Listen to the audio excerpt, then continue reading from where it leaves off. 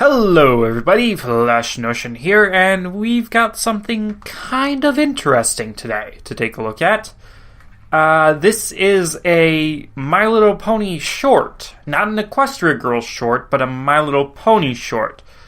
There were a few similar shorts that came out with the Best Gift Ever special, like they came out a few weeks later or so on Hasbro's YouTube channel, and I just did not watch those. I didn't really feel like they were that important, and I didn't react to them. I did watch them, but I didn't react to them because I didn't feel like they were important in any kind of way. A couple other people did react to them, so I kind of regret that. But from what I remember of them, they weren't actually all that important. They were just like little skits that I guess couldn't end up getting fit into the Best Gift Ever. Because, yeah, that's pretty much all they were. They were just little small skits that didn't have anything else going on with them in any kind of way. They didn't really connect to anything in any kind of way. And they didn't feel like they would fit into the special in terms of the plot of it, but they did feel like they belonged in that same sort of time, I guess I want to say. Like, just the way that the special was, it was such a good special, but, yeah. If I remember right, they were Applejack doing funny voices, Pinkie Pie organizing an escape room, and then there was one more that I can't quite remember. I feel like it was... that's what it was. It was Applejack and Rainbow Dash being competitive again, and Pinkie Pie putting the kibosh to that. And that was... they were fun little skits, but they weren't...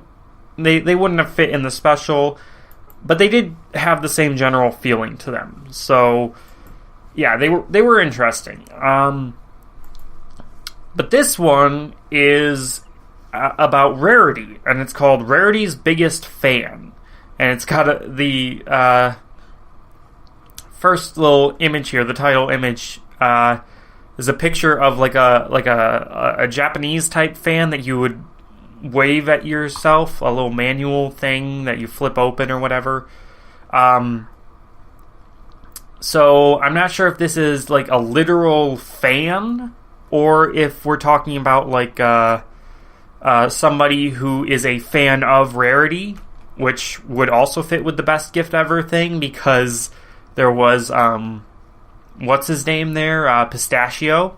He was a pretty cool character, and I'd love to have him back. So if this is about Rarity and Pistachio, that would be amazing.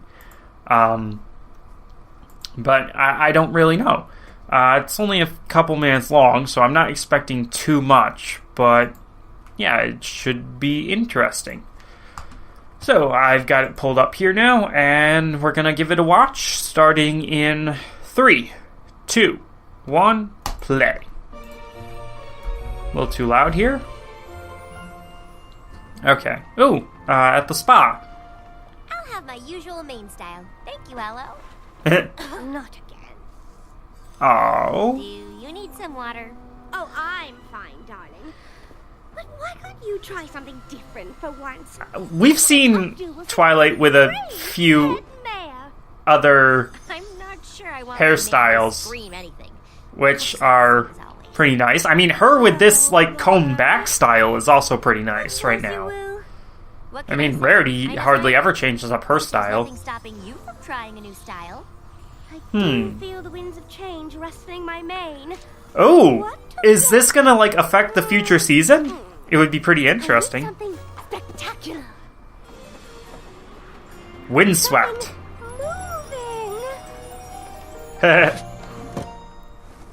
Aww. Princesses Celestia and Luna are the only ones with manes like that. Not for long. Yeah, that would be weird if Rarity suddenly had that. Oh, come on. Also, Twilight, why don't you and Cadence have There that? must be a secret to it. Ooh. Hi, Starlight. Yeah, no. No. I mean... Also, no.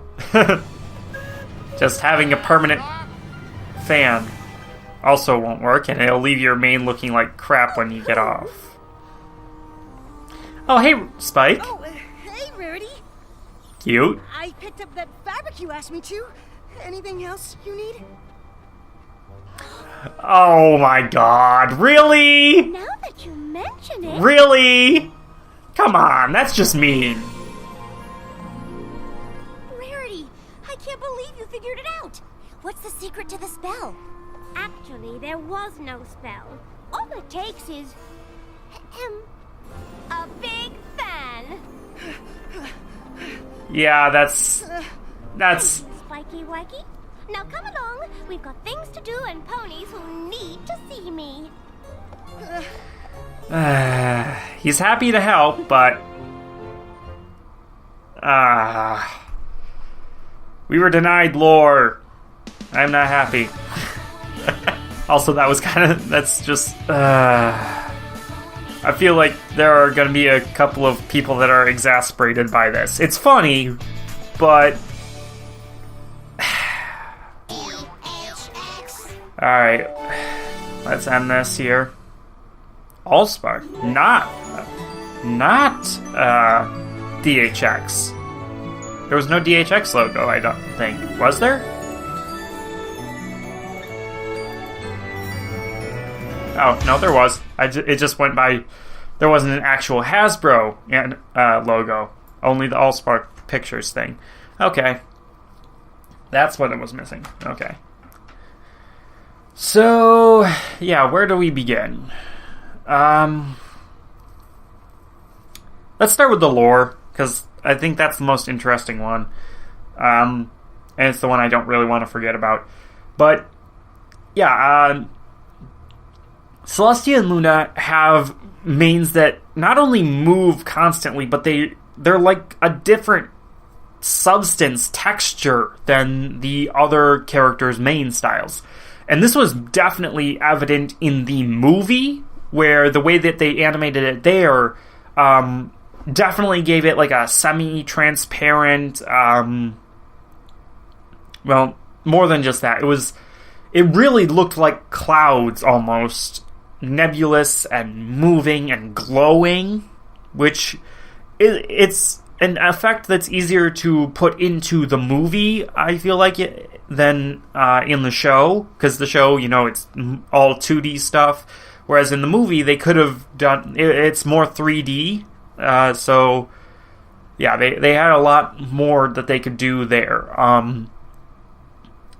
but like, fans have always kind of wondered about that. There's been headcanons all around, and one of the things that I always found really interesting was that in the season 4 finale, when Twilight absorbed all of the magic, her mane very briefly, achieved a state very similar to what Celestia and Luna had. It was all flowing and windswept and glowing and sparkles, but then it, went back to normal. And, like, there were a couple of times when she used massive amounts of power, like when she was moving around the moon and the sun. Very briefly, her mane started flapping in the wind again, and there was, like, crackles of magic coming off from her, but it never achieved the same state as Celestia's and Luna's manes.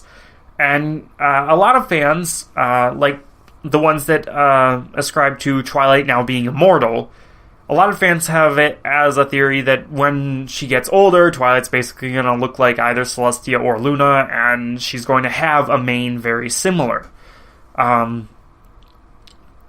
But we've never really learned, like, why it is that Celestia and Luna have manes like that. Because we do know that the manes can stop flowing for a while, like in A Royal Problem there, when Luna was, like, resting her head on the table, her mane briefly stopped moving. Maybe it was just too hard to animate, and so they didn't bother, but it's canon that her mane was not moving right there, like, at all. But And we also do know that in the past, like, when they were younger, Celestia and Luna had pink and bright blue manes, respectively, which were normal manes that did not move and everything. So, yeah, the question of how do they go from the normal manes to the glowing, magical manes there is a pretty big one. I can think of at least one comical explanation, and I'll just share it. They went bald years ago because they're old, and then they just created these manes out of pure magic to, you know, not look old. That would be funny. But, whatever. I don't know. I do feel like they kind of hinted at it here, or, well, they blatantly stated that Celestia and Luna are the only ones who have the constantly flowing manes. So, yeah, it kind of would have made a lot of sense if they followed up on that by explaining that, but they didn't. So it kind of feels like dangling the little treat there and then yanking it away. Which, I mean, it's very similar to the Season 6 premiere in that way. Like, we got something that could mean something, but then they never actually never explain it, never give us anything. Seriously, one of these days, after the show is over, would it be too much trouble for one of the showrunners to just write up a reference book, including all kinds of random details that they have thought up over the years but just never been able to put into an episode, or never wanted, or like were denied by Hasbro being able to put it into an episode or something, and just put that out there somewhere, or post it online, something. Just throw the fans a bone once the show is over. We've only got Season 9 left to go, and maybe another movie at some point I thought was supposed to happen, but maybe not now. Who knows? But yeah, the lore thing, kind of annoying.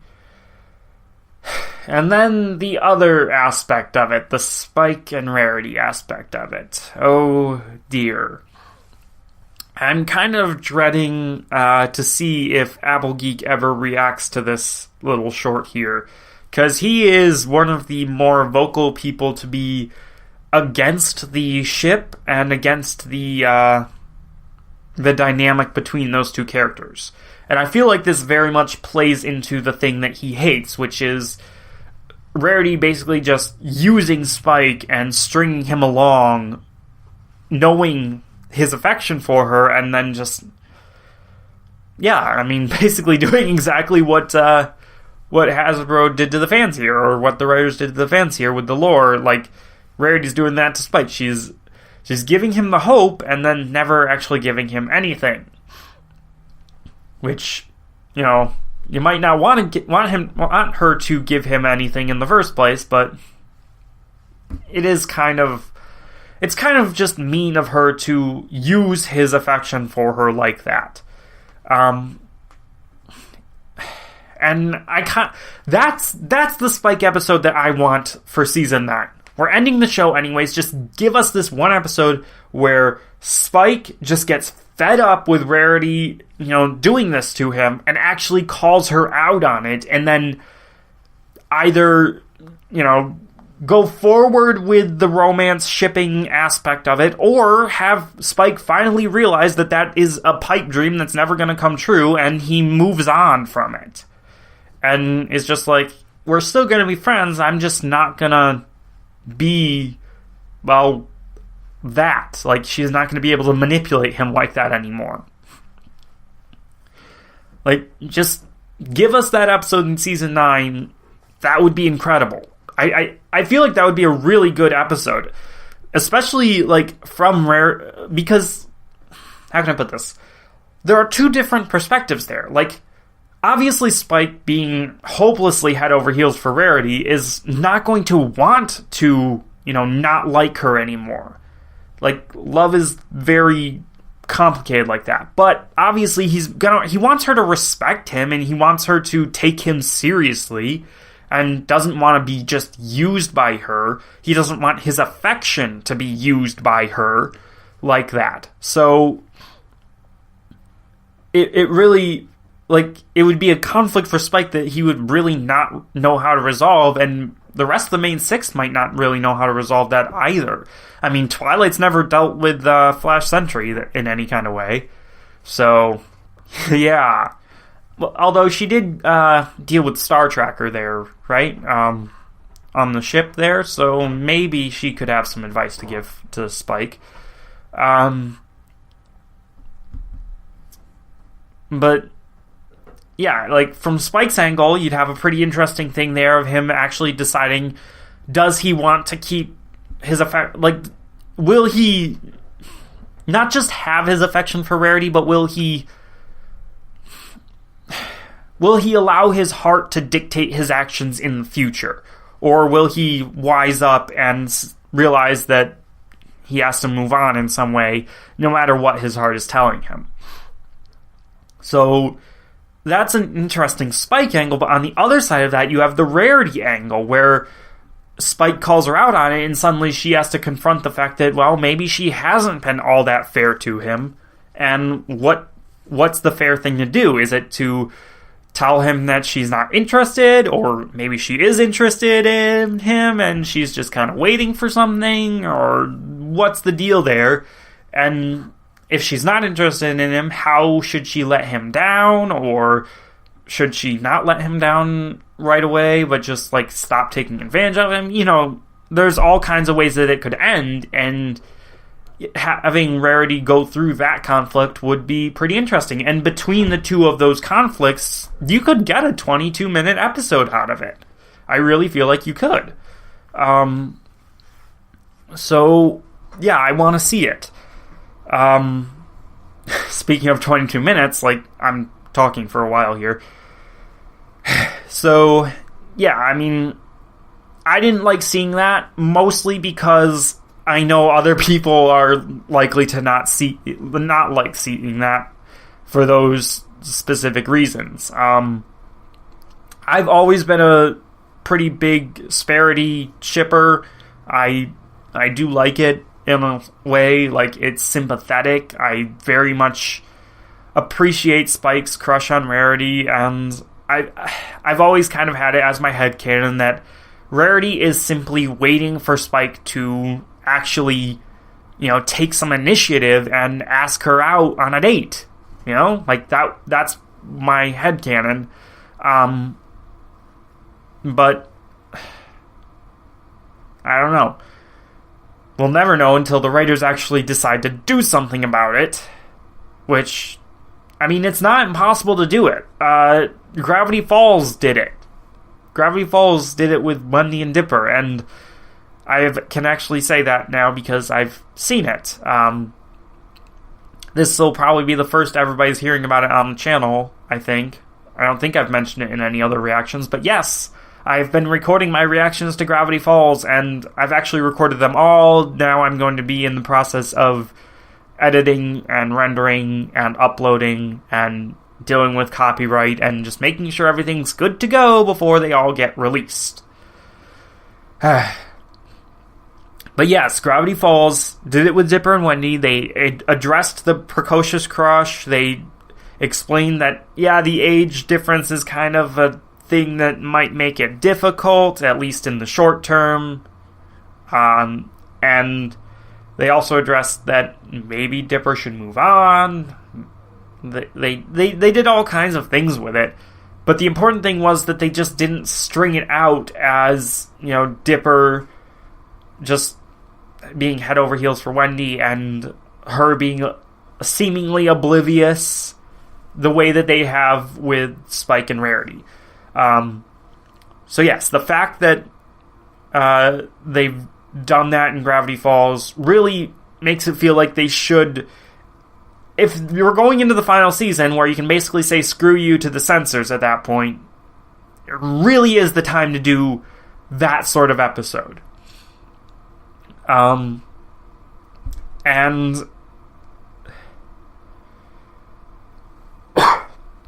excuse me.